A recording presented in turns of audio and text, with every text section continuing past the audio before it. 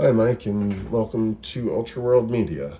Today I'd like to share with you the patch we discussed where I'm going to try to make the fixed filter bank, the Q127, into a resonant fixed filter bank by using a feedback loop. So what I have here is I have the keyboard controller here, and this is the one I told you about with all of the sliders that I can route out through the Q170. So that is routing in and mixing 1 volt per octave pitch CV with the output of the Q960. Then what I have here is I have the output of the third VCO here going into input 1 of a mixer. And then I have, I think I'm probably going a little backwards here, but I have that being mixed with the output of the fixed filter bank. And then that in turn feeds its output back to the input of the Q127 fixed filter bank. So I guess I have it backwards until I start adding the feedback signal, and then it's just like a big Ouroboros here. So let me show you what I have. I picked some frequencies that I felt had some vocal sonorities that were interesting and might lend them well. So I'm going to start the sequencer. And it's got a kind of a nasal tone to it. And this is with the second channel of the mixer all the way down.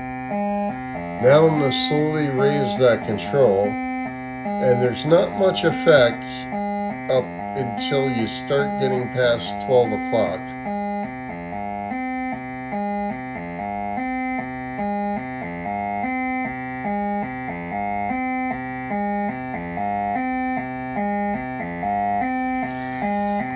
And then the sonority becomes much more pronounced. And at this point, I can start taking some of the frequencies on the filter bank and push them into oscillation.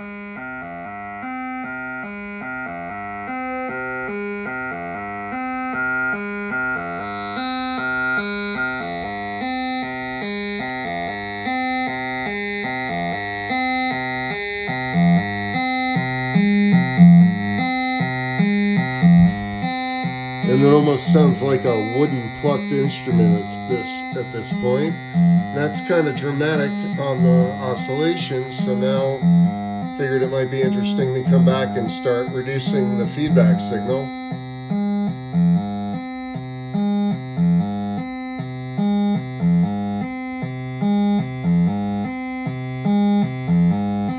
And it still sounds good, but the feedback loop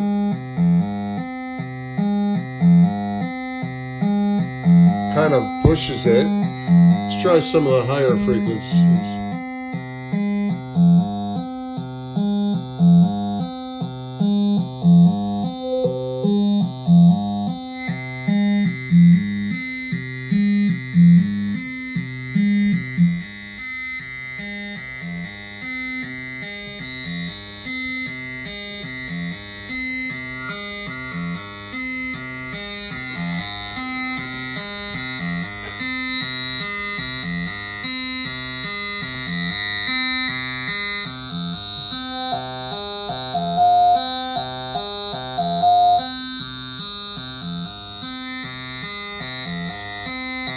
So now, what I'm going to try to do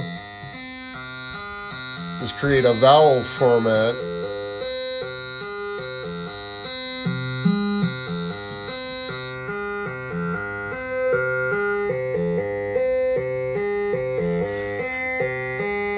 by by pushing them close to oscillation so that I can get as much of a peak. Now, one thing to note here is that these filter banks were never designed with a bandwidth control.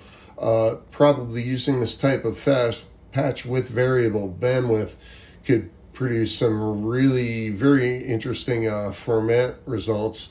But this can get me some of what it would be like to have resonance controls on these bands.